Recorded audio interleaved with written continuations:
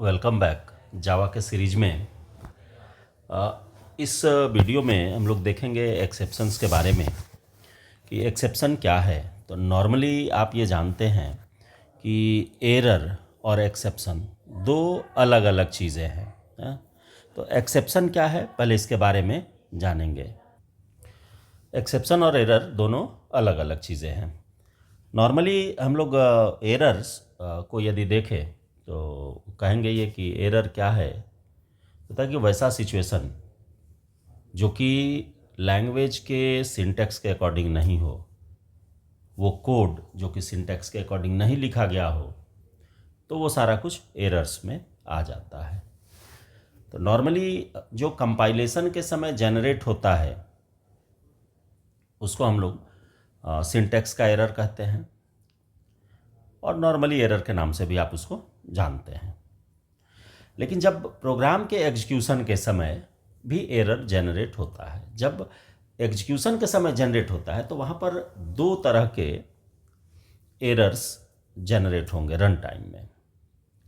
एक होगा जो कि प्रोग्राम के लॉजिक में कोई एरर हो, मिसप्लेस हो, ऑपरेटर्स का, पैरेंथेसिस का कहीं मिसप्लेस हुआ हो देने में, तो वो सारा कुछ जितना भी है वो कहलाता है लॉजिकल एरर।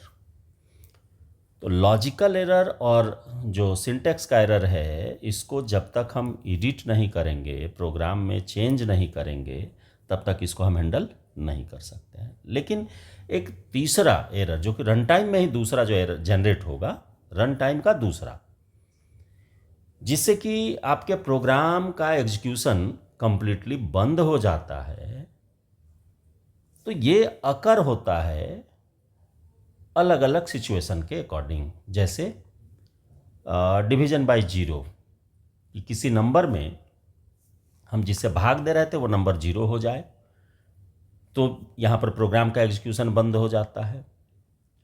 दूसरा, यदि एरे यूज कर रहे हैं, एरे के इंडेक्स से बाहर के किसी लोकेशन को हम एक्सेस कर ले, जैसे 10 साइज का एरे है और हम उसमें 10 वाले लोकेशन को खोजेंगे, तो इंडेक्स ऑलवेज साइज -1 होता है, ये आप जानते हैं। तो वहाँ भी एक एक्सेप्शन एरर जनरेट होता है जिसको कि हम लोग एक्सेप्शन कहते हैं, और इसको हम मैसेज के साथ प्रोग्राम को बंद कर सकते हैं या टर्मिनेट कर सकते हैं, ताकि ये पता चल जाए कि हमने गलती कहाँ की। तो नॉर्मली यदि इसी को डिफाइन किया जाए तो मैंने सिंपल वर्ड में सारे को लिखा है। यहाँ देखिए, in Java an exception is an event that occurs during the execution of a program and disrupts the normal flow of instructions. जो नॉर्मली आपका एग्जीक्यूशन चल रहा है उसको ये क्या करता है, बंद कर देता है। कि exceptions are use to handle errors और unexpected situations gracefully without crashing the program. यानी प्रोग्राम को बिना क्रैश किए हुए ये उसको सक्सेसफुली एग्जीक्यूट कराने का काम करता है। अब देखिए, N exception is an object that represents an error और अनएक्सपेक्टेड कंडीशन। अनएक्सपेक्टेड यानी कि वैसा सिचुएशन जिसका कि हमने कभी अनुमान नहीं लगाया था, तो अनएक्सपेक्टेड हो गया। It is thrown when an error occurs and can be caught and handled by the program. हम इसको आसानी से कैच कर सकते हैं या हैंडल कर सकते हैं प्रोग्राम के थ्रू। All exceptions in Java are subclasses of java.lang.throwable। यानी कि थ्रोएबल नाम का एक क्लास है जो कि पूरे एक्सेप्शन और एरर का बेस माना जाता है। हाँ, यानी थ्रोएबल का दो पार्ट हो जाता है, एक हो गया एरर और दूसरा हो गया exception. The throwable class has two main branches, error और दूसरा हो गया एक्सेप्शन। तो एरर क्या है कि represent serious problems that applications should not try to handle, जिसको कि हम हैंडल नहीं कर, जैसे स्टैक ओवरफ्लो, फिर आपका है आउट ऑफ मेमोरी। तो ये सारा कुछ क्या हो जाएगा, ये एरर कहलाता है। हाँ, इसको हम हैंडल नहीं कर सकते हैं।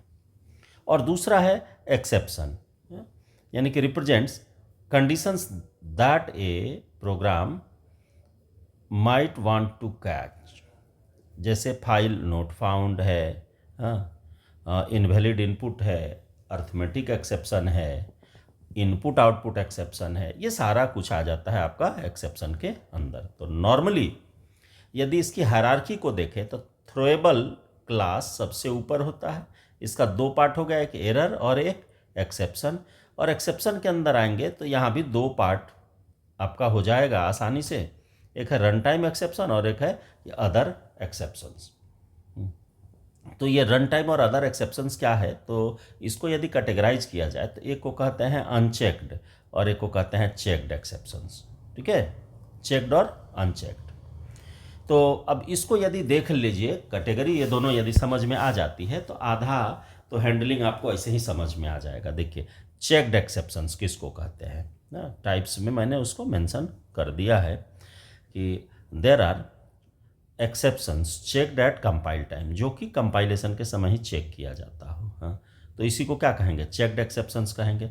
The programmer is force to handle them using try catch और declare them with throws. Exceptions जैसे आईओ एक्सेप्शन है, एसक्यूएल एक्सेप्शन है, इसको आपको रन मैंने कंपाइलेशन में ही, रन करने के समय नहीं, कंपाइलेशन के टाइम ही ये चेक कर लेता है कि इसको मेंशन किया गया है या नहीं, तो उसको कहेंगे चेक्ड। ठीक है, और जैसे एग्जांपल के तौर पर आईओ एक्सेप्शन है, एसक्यूएल एक्सेप्शन है, ये सारा आ जाता है चेक्ड में। और अनचेक्ड में क्या आएगा, तो अनचेक्ड में आएगा जो कि जिसमें कि इनिशियलाइजेशन एग्जीक्यूशन के समय में होता हो, यानी कि these are exceptions that occur at run time. देखिए दोनों में अंतर, चेक्ड कब हो गया, कंपाइल टाइम, और अनचेक्ड कब हो गया, रन टाइम में। They are not checked at compile time, so handling them is optional. Examples में null pointer exception, arithmetic exception, array index out of bound exception, ये सारा आ जाएगा कब, तो array index out of bound कैसे, तो देखिए जब कंपाइल करेगा तो कंपाइलेशन के बाद एरे का साइज डिक्लेयर होगा, और जब डिक्लेयर होगा तब तो इंडेक्स चेक होगा, तो रन टाइम में ये सारा चेक होगा, तो इसलिए इसको कहते हैं अनचेक्ड। तो ये याद रखना है कि चेक्ड एक्सेप्शंस जो हो गया ये कंपाइल टाइम में अकर हुआ, और अनचेक्ड जो है ये रन टाइम में। ये दोनों बातें आपको दिमाग में रखनी है। अब आइए कि इसमें कितने तरह के हैंडलर्स हैं। हैंडलर्स दैट मीन्स कि हैंडल कैसे करेंगे एक्सेप्शंस को जावा में। तो देखिए टोटली 5 तरह के हैंडलर्स यहाँ यूज होते हैं। मैंने उसको शॉर्ट में इस वीडियो में डाला है, 1 बाय 1 मैं इसको नेक्स्ट वीडियो में आपको एग्जाम्पल के साथ बताते चलूँगा। नॉर्मली आप यदि देखेंगे तो 5 तरह का जो हैंडलर्स है, ये हैंडलर्स कौन कौन सा है, ट्राई है, कैच है, थ्रो है, थ्रोज है, फाइनली है। ठीक है, ये 5 है टोटल। C++ में 3 यूज होता है, ट्राई, कैच और थ्रो, और यहाँ पर टोटल 5 यूज होता है। देखिए ट्राई जो है, ट्राई क्या करता है, ये ब्लॉक बनाता है जहाँ की सस्पेक्टेड कोड को हम उस ट्राई के अंदर रखते हैं। सस्पेक्टेड कोड का मतलब है कि वैसा कोड जहाँ से कि एक्सेप्शन जनरेट हो सकता है, उन सारे कोड को हम लोग डालते हैं किसके अंदर, ट्राई के अंदर। हाँ, तो नॉर्मली मैंने एक एक लाइन सबका मेंशन किया है कि defines a block of code to test for exceptions, तो वही बात है, शॉर्ट में मैंने लिख दिया था। कैच, कैच क्या करेगा, देखिए ट्राई के द्वारा डिटेक्शन के बाद कंट्रोल सीधा ट्रांसफ़र किया जाता है कैच में या फाइनली में। तो कैच और फाइनली में अंतर क्या है कि कैच जो है वो मैच कराता है, यानी कि वहाँ पर डिफिनेशन ऑलरेडी आपको रहेगा और उस डिफिनेशन के अकॉर्डिंग एक्सेप्शन को चेक करता है कि क्या ये एक्सेप्शन है, तो देन उससे रिलेटेड आपको मैसेज डिस्प्ले कर देता है। और फाइनली क्या है कि ये किसी भी तरह के चेक इन को का काम नहीं करता, ये डायरेक्ट एग्जीक्यूट होता है, चाहे एक्सेप्शन जनरेट हो या नहीं हो। तो देखिए कैच का है कि defines a block of code to handle specific exceptions, मतलब पर्टिकुलर एक्सेप्शन को ये हैंडल करने के लिए वहाँ पर कोड ऑलरेडी लिखा है, मैसेज आप अपने अकॉर्डिंग दे सकते हैं या सिस्टम डिफाइंड मैसेज भी दे सकते हैं। ये कैच की बात हो गई। फाइनली क्या है कि defines a block of code that will always execute, हर हमेशा दिखेगा चाहे एक्सेप्शन जनरेट हो या नहीं हो, regardless of whether an exception occurred, होगा तो भी दिखेगा, नहीं होगा तो भी दिखेगा, या फाइनली ब्लॉक दिखेगा ही दिखेगा। इसका क्या यूज होगा, क्यों इसको ऐसा बनाया गया? तो देखिए सिंपल सी बात है कि यदि मान लीजिए किसी लाइन ऑफ कोड में या ब्लॉक ऑफ कोड में हम 2-3 एक्सेप्शंस हैंडल कर दिए कैच लगा करके, लेकिन एक उस 3 एक्सेप्शन के अलावा कोई एक्सेप्शन जनरेट हो जाता है, तो फिर तो आपका प्रोग्राम हैम्पर करेगा, यानी कि कंप्लीट प्रोग्राम को टर्मिनेट करते हुए बाहर निकल जाएगा। तो उससे ज़्यादा बेटर है कि हम फाइनली लगा देंगे, तो ऊपर यदि एक्सेप्शन भी जनरेट हुआ तो एक्सेप्शन वाले ब्लॉक में चला जाएगा, किसी भी तरह का प्रोग्राम का एग्जीक्यूशन नहीं होगा। ये तो पता तो चल जाएगा ना कि प्रोग्राम का एग्जीक्यूशन इसलिए नहीं हुआ क्योंकि कोई ना कोई एक्सेप्शन है जिसको कि हम हैंडल नहीं किए हुए हैं। तो उस केस में फाइनली आपका बहुत मेन हो जाता है, जबकि कोई वैसा एक्सेप्शन जनरेट हो जाए जब कि हम उसको हैंडल नहीं किए हों। इसके बाद है थ्रो। थ्रो क्या करता है कि देखिए, ये एक्चुअल में एक्सेप्शन को इन्फ्लुएंस करता है, यानी उसको उत्प्रेरित करता है यहाँ पर कि जैसे एक्सेप्शन हमको अपने अकॉर्डिंग मैसेज कुछ देना है और एक्सेप्शन हमको समझ में नहीं आ रहा लेकिन हमको सेट करना है, तो वहाँ पर हम थ्रो लगा करके इसको एक्सेप्शन को जनरेट कर सकते हैं, चाहे सिचुएशन वहाँ पर हो उसका या नहीं हो। Use to explicitly throw an exception, यानी कि हम अपने अनुसार से इसको क्या कर सकते हैं, जनरेट करा सकते हैं। और थ्रोज जो है ये क्या करेगा कि किसी एक ही तरह के एक्सेप्शंस को यदि दिखाना हो, जैसे आईओ एक्सेप्शन है, यदि बफर्ड रीडर को हम यूज करेंगे तो आईओ एक्सेप्शन को हैंडल करना, तो ये मेथड के साथ ये लग जाता है, इसमें ट्राई कैच की आवश्यकता नहीं होती है। ट्राई कैच तब लगाते हैं जब हमको मल्टीपल एक्सेप्शंस को हैंडल कराना हो, लेकिन यदि सेम ही कैटेगरी है, एक ही तरह के एक्सेप्शन को हैंडल करना, तो उसमें ट्राई कैच की आवश्यकता नहीं है, हमारा थ्रो से ही काम चल जाता है।